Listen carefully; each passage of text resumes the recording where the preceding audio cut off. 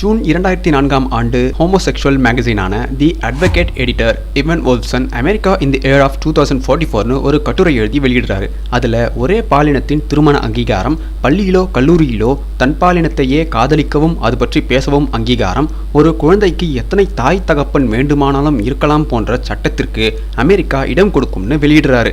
2004 Disney theme park, TV shows, movies, மியூசிக்னு எல்லா ப்ராட்காஸ்ட்லையும் எல்ஜிடிவி HD+ தீமில் டெலிகாஸ்ட் பண்ண ஆரம்பித்தாங்க. அதே ஆர்டிக்கலில் gender studies professor Walter Williams LGBT HD+ இயக்கம் வரும் 10 ஆண்டுகளில் பயங்கர வளர்ச்சி அடையும்னு போட்டிருந்தாரு. எப்போ 2004ஆம் ஆண்டு அவர் போட்டிருந்தாரு. எக்ஸாக்டாக அவர் சொன்னது போல் உலகின் பல்வேறு நாடுகளிலும் பல்வேறு நாட்டு மக்களுக்கும் எல்ஜிடிவின்னா என்னன்னே தெரியாமல் இருந்தது. ஆனால் 2004க்கு பிறகு கொஞ்சம் கொஞ்சமாக எல்ஜிடிவி HD+ தற்குறிகள் எல்லா நாடுகளிலும் அதிகரிச்சுட்டு வராங்க.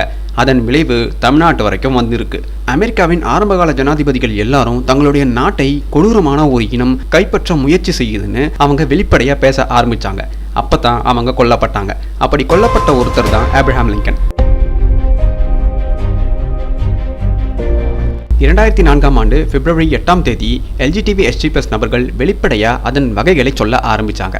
FTM female to male, MTF male to female, boy dyke, tranny boy, tranny fag, multigendered, polygendered, queer boy, trans guy, trans man, half dyke, bi dyke, stud, stem, trisexual, omnisexual and மல்டிசெக்சுவல்னு கலராக ஊட்ட ஆரம்பித்தாங்க அமெரிக்காவில்.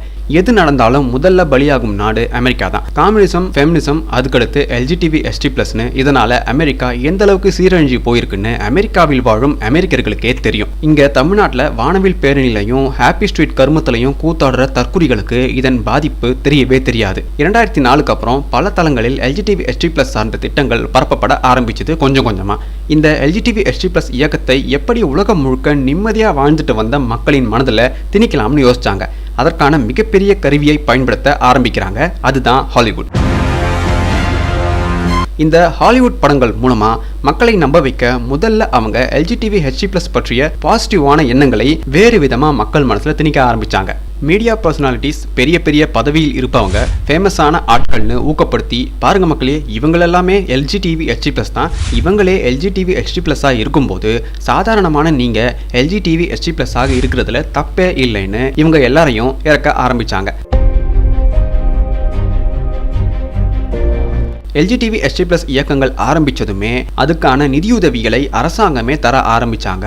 அதுவும் பல தொழில் நிறுவனங்களின் மூலமாக. அதில் ஒன்று ஃபோர்ட் நிறுவனத்தின் ஃபோர்ட் ஃபவுண்டேஷன், தேசிய கே மற்றும் லெஸ்பியன் டாஸ்க் ஃபோர்ஸ், பன்னாட்டு கே மற்றும் lesbian human rights commission, same sex marriage கமிஷன்னு எல்ஜிடிவி HD+ சம்பந்தமான பல இயக்கங்களுக்கு ஃபோர்ட் ஃபவுண்டேஷன் தன்னுடைய நிதியை தருது. இது மாதிரி ஏகப்பட்ட நிறுவனங்கள் இந்த மனிதகுலத்திற்கு விரோதமான இயக்கத்துக்கு இன்னை வரைக்கும் கணக்கு வழக்கில்லாமல் நிதியுதவி செஞ்சுட்டு வராங்க. இதனால அரசாங்கம் முதல் அரசு அதிகாரிகள் வரை அமெரிக்காவின் பல மாகாணங்களில் எல்ஜிடிவி HD+இன் ஆதரவாளர்களாக பணத்தால் மாற்றப்பட்டாங்க. இதன் காரணமாகவே அமெரிக்காவில் எல்ஜிடிவி HD+ நபர்கள் எந்த குற்றம் செஞ்சாலும் இவங்க சீக்கிரமாகவே அந்த குற்றத்திலிருந்து விடுவிக்கப்படுவாங்க. ஹெட்ரோசெக்சுவல்ஸாக வாழும் அமெரிக்க மக்களின் நிலை ரொம்பவே கவலைக்கிடமான நிலை தான் இப்போ வரைக்குமே.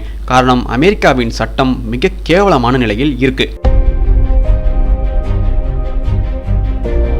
கடவுள் மறுப்பு என்ற ஒரு கொள்கையை அறிவியலின் மூலமாக மக்கள் மனதில் திணிக்க முதற்காரணம் இந்த எல்ஜிடிவி HD+ திட்டத்தை ஏற்றுக்க வைக்கத்தான்.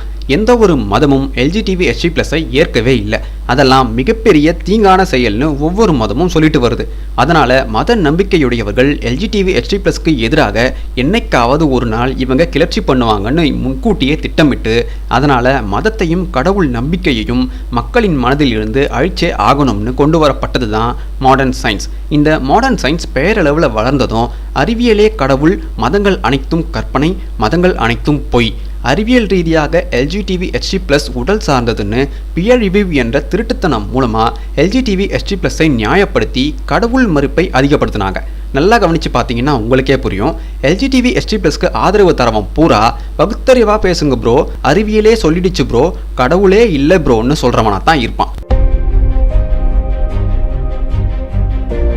கிளியோபேட்ரா திரைப்படத்தில் நடித்த Hollywood actress 60s 70s 80s கிட்ஸின் கனவு கன்னியான எலிசபெத் டெய்லர் ரொம்பவும் பிரபலமான நடிகை அந்த காலத்துல. இப்ப இருக்க எந்த ஹீரோயின்ஸும் அவங்க கூந்தல் அளவுக்கு கூட அழகா இருக்க மாட்டாங்க. அப்பேற்பட்ட நடிகை வெளிப்படையா ஒரு விஷயத்த சொல்றாங்க. அது என்னன்னா, ஹோமோசெக்சுவல்ஸ் இல்லாம ஹாலிவுட்டும் கிடையாது, தியேட்டரும் கிடையாதுன்னு. பல பேருக்கு இது அதிர்ச்சியா இருக்கலாம், ஆனா இதுதான் உண்மை. ஹாலிவுட் மட்டுமில்ல, உலகின் பல்வேறு பெரும்படம் ஈட்டும் நிறுவனங்களின் தலைமையில் இருக்கும் அனைவரும் LGBTQ+ சார்ந்த நபர்கள் தான். ஜார்ஜ் கியூக்கர் என்ற இயக்குனர் எடுத்த படங்களான A Star Is Born, The Women மற்றும் The Philadelphia Story, இந்த 3 படங்கள் தான் முதலில் பொதுவெளியில் திரையிடப்பட்டு அங்கீகரிக்கப்பட்ட LGBTQ+ சம்மந்தமான படங்கள். Gone with the Wind படம் எத்தனை பேர் பார்த்துருப்பீங்கன்னு தெரியல, ஆனால் அந்த படத்தில் நடித்தது மிகவும் புகழ்பெற்ற கதாநாயகனான கிளார்க் கேபிள். இந்த கிளார்க் கேபிள் இயக்குனர் ஜார்ஜ் கியூக்கருடைய LGBTQ+ நடவடிக்கை பிடிக்காம இவரை மாற்ற சொல்றாரு. உடனே ஜார்ஜை தூக்கிட்டு விக்டர் ஃபிளமிங்கை இயக்குனராக போடுறாங்க. இதனால மிகப்பெரிய நடிகராக இருந்த கிளார்க் கேபிள் ஒரு ஹோமோஃபோப்னு சொல்லி அவரை எந்த படத்துலையும் இனி நடிக்கவே கூடாதுன்னு ஹாலிவுட் வட்டாரம் தடை பண்ணிடுறாங்க. LGBTQ+ஐ ஹாலிவுட் உருவான காலத்தில் இருந்தே மறைமுகமா இயக்கிட்டு வருது. ஆனா 2000க்கு பிறகு வெளிப்படையாகவே LGBTQ+ஐ தைரியமா ப்ரோமோட் பண்றாங்க ஹாலிவுட். 1900 இருந்தே திருமண முறை ஒரு கேடு, குடும்ப வாழ்க்கை நரகம், பெண்களே விவாகரத்து பெறுங்கள், ஆண் பெண் காதலில் ஒன்றும் இல்லை, காமமே சிறந்தது, திருமணம் என்பது பொய்னு இது மாதிரியான சமூகத்தை நாசமாக்கும் பல படங்கள் ஹாலிவுட் மூலமா வெளிவர ஆரம்பிச்சது. குறிப்பா இந்த கருத்துக்களை மையமா வச்சு எடுக்கப்பட்ட படங்களுக்கு அகாடமி அவார்டும், இந்த படங்களில் நடித்த நடிகர்களுக்கும் அகாடமி அவார்ட் தரப்பட்டுச்சு. LGBTQ+னாலே கோபமாக பார்க்குற அமெரிக்க மக்களை எப்படி நியூட்ரலைஸ் பண்ணுறதுன்னு யோசிச்சப்ப மனிதனின் சிறந்த ஆயுதமாக இருக்கக்கூடிய நகைச்சுவையை இவங்க பயன்படுத்த ஆரம்பித்தாங்க. அனைத்து குடும்பம் சார்ந்த திரை நிகழ்ச்சிகளையும் ரத்து பண்ணிட்டு முழுக்க LGBTQ+ நிகழ்ச்சிகளை ஒளிபரப்ப ஆரம்பித்தாங்க. அதுலேயும் குறிப்பாக காமெடியை மிக்ஸ் பண்ணி ரசிக்கும்படியான மேனிப்புலேஷன் சேர்த்து உருவாக்கி வெளியிட்டாங்க.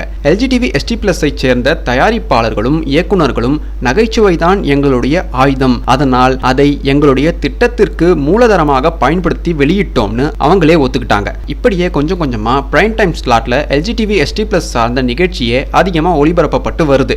பல வருஷமா நம்பர் 1 பொசிஷன்ல இருந்த ஃப்ரெண்ட்ஸ் ஷோ பல பேருக்கும் தெரியும். இங்க இருக்க நம்ம தமிழ்நாட்டு கோமாளிகள் இந்த ஷோவை ஆஹா ஓஹோன்னு அடிச்சு விடுவாங்க. ஆனா இந்த ஷோவுடைய மைய நோக்கம் குடும்ப அமைப்பை சிதைப்பதுன்னு பலருக்கும் தெரியவே தெரியாது. இந்த ஷோவுடைய ப்ரொடியூசர் ஒரு LGBTQ+ நபர். எலன் ஷோ எத்தனை பேருக்கு தெரியுமோ, ஆனா இந்த ஷோவை ஹோஸ்ட் பண்ற எலன் டிஜெனரஸ் ஒரு LGBTQ+. இவங்க மூலமா அமெரிக்க பெண்களின் மனதில் நஞ்சு விதைக்கப்பட்டு பல பெண்கள் இவங்களால LGBTQ+ ஆக மாற்றப்பட்டு அதனால் பாதிப்புக்குள்ளாகியிருக்காங்க. அடுத்த கட்டமாக இன்னொரு மெத்தடில் LGBTQ+ நுழைக்க ஆரம்பித்தாங்க. அது எப்படின்னா, 2 அழகான LGBTQ+ ஆக இல்லாத நடிகைகளை டிவி ஷோலையும் படத்துலையும் ஒருத்தரோட ஒருத்தர் முத்தம் தரும் காட்சியை அதிகமாக ப்ரொடியூஸ் பண்ணி வெளியிட்டாங்க. சாரா மிஷேல் மற்றும் செல்மா பிளேர் இந்த 2 பேரும் கிஸ் பண்ணுற சீன் க்ரூவல் இன்டென்ஷன் மூவியில் வச்சாங்க. Jennifer Aniston and Winona Ryder kiss சீனை ஃப்ரெண்ட் சீரீஸில் வச்சாங்க. கேலிஸ்டா மற்றும் லூசி இவங்களுடைய கிஸ் சீனை ஆலி மெக்பில் சீரியலில் வச்சாங்க. இது எல்லாமே 2000க்கு முன்னாடி எடுக்கப்பட்ட ஷோ. 2000க்கு பிறகு இது மாதிரியான காட்சிகள் எல்லாம் வெளிப்படையாகவே டிவி ஷோஸை தாண்டி மூவிஸ்க்கு வர ஆரம்பிச்சது.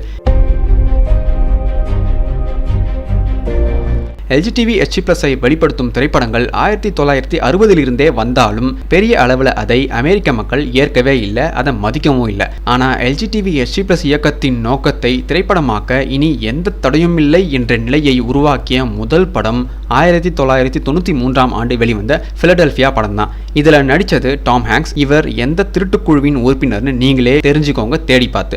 பிலடெல்பியா படத்தை அடுத்து பேர்ட் கேஜ்னு இன்னொரு LGBTQ+ படம் வந்துச்சு. இதன் பிறகு 1999 ஆண்டு ஹாலிவுட் வெளிப்படையா தைரியமா 90% ஆஃப் த மூவிஸ் LGBTQ+ சார்ந்ததா இருக்க முடிவு பண்ணாங்க. இன்ஃபேக்ட் ஆரம்ப காலத்தில் ஆஸ்கர் அவார்ட் வாங்கின எல்லாருமே LGBTQ+ கேரக்டர்ஸ் நடிச்சதால தான் வாங்கினாங்க. ஐரோப்பாவில் பாதி நாடுகள் நாசமாக போயிடுச்சு. அமெரிக்கா மண்ணோடு மண்ணா போயிடுச்சு. பல நாடுகளில் குடும்ப வாழ்க்கைக்கு எதிராக, அதாவது ஆணும் பெண்ணும் வாழும் கணவன் மனைவி உறவுக்கு எதிராக மிகப்பெரிய போர் நடந்துட்டு இருக்கு. கனடா அரசாங்கம் எல்ஜிபிக்கு ஆதரவாக மேரேஜ்னா ஆணும் பெண்ணும் திருமணம் செய்து கொள்வதுன்னு 0.5%க்கும் குறைவாக இருக்கக்கூடிய இந்த எல்ஜிபி நபர்களுக்காக திருமணம் என்ற வார்த்தையின் பொருளையே அவங்க மாற்றிருக்காங்க. அமெரிக்காவில் அமெரிக்கன் சைக்கியாட்ரிக் அசோசியேஷன் பலவிதமான செயல்களையும் குணங்களையும் மனநோய், சைக்கோத்தனம், ஈனத்தனமானதுன்னு வகைப்படுத்தி வச்சாங்க. அதில் ஒன்று குழந்தைகளை புணர்வது. இந்த குழந்தைகளை புணரும் குணாதிசயம் கொண்ட நபர்கள் கொடூரமான பைத்தியக்கார கீழ்த்தரமான சைக்கோக்கள்னு அவங்க அதில் வரிசைப்படுத்தி வச்சுருந்தாங்க. இல்லை இது மனநோயே கிடையாது, இதை மனநோய் பட்டியலில் இருந்து நீக்கணும்னு அமெரிக்கன் சைக்கியாட்ரிக் அசோசியேஷனுக்கு எல்லா விதத்திலும் அழுத்தமும் கொலை மிரட்டலும் இன்னை வரைக்குமே தரப்பட்டு வருது. இதை விட ஒரு கேவலமான விஷயம் இந்த உலகத்தில் நடக்குமான்னு யோசிச்சு பாருங்க மக்களே. ஒரு குழந்தையை புணர்வது நார்மலான விஷயமா மாற்ற சொல்றானுங்கன்னா இந்த எல்ஜிபி திட்டத்துக்கு பின்னாடி எப்பேற்பட்ட கொடூரமான சூழ்ச்சி நிறைந்திருக்கும்னு யோசிச்சு பாருங்க. ஹெட்ரோசெக்சுவல் சொசைட்டி ஒரு மிகப்பெரிய உளவியல் தாக்குதலுக்கு உள்ளாக்கப்பட்டிருப்பதை எல்ஜிபிக்கு ஆதரவு தர மக்குச்சாம்பிராணிகள் தயவு செய்து புரிஞ்சுக்கோங்க. நமக்கு வானவில் டோழிகளோடு பிரச்சனையே இல்லை. ஆனால் வானவில் டோழிகளின் தலைமையாக இருக்கக்கூடிய வானவில் டோழிகளின் பிரதிநிதிகளோடு தான் நமக்கு பிரச்சனை. ஏன்னா இந்த பிரதிநிதிகள் தெரிஞ்ச மக்கள் தொகை குறைப்பையும் சமூகத்தை மலடாக்கி ஸ்திரத்தன்மை இல்லாமலும் செய்யக்கூடிய வேலையை பார்க்குறாங்க. இதை எந்த அறிவும் இல்லாத வானவில் டோழிகள் உணரணும். ஏற்கனவே லெஸ்பியன்ஸாக இருந்து மீண்டும் தான் பெண்மைதான் சிறந்ததுன்னு மீண்டும் வந்த பல பேர் இருக்காங்க. அதில் ஒருத்தவங்க தான் ஆனி பால். இவங்க ஒரு புத்தகம் எழுதியிருக்காங்க. அந்த புத்தகத்தின் பெயர் பாலியல் அடையாளத்தை மீட்டெடுத்தல். இதில் 256 முன்னாள் பெண்களிடம் மதிப்பாய்வு பண்ணுறாங்க, அதாவது சர்வே பண்ணுறாங்க. பல பெண்களிடம் பர்சனல் இன்டர்வியூஸ், பர்சனல் லைஃப் ஷேரிங்னு எல்லாத்தையும் பண்ணி பல விஷயங்களை கண்டுபிடிக்கிறாங்க. அது என்னன்னா, தன்பாலின ஈர்ப்பு முழுக்க பாலியல் தேவைக்காகவே பயன்படுத்தப்படுது.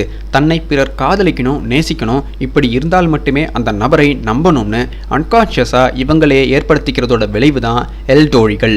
சின்ன வயசுல தன்னோட அப்பா அம்மா மேல இருக்க வெறுப்பு, அவங்க மேல ஏற்படும் நம்பிக்கையின்மை, சரியான கவனிப்பு இவையெல்லாம் இல்லாததாலையும் மீடியா போன்ற ப்ராபகண்டா தளங்களும் இது மாதிரி மனநிலையிலுள்ள பெண்களை பெண்களின் மீதே ஆசை கொள்ளும்படி செய்யுதுன்னும் ஆனி கண்டுபிடிக்கிறாங்க.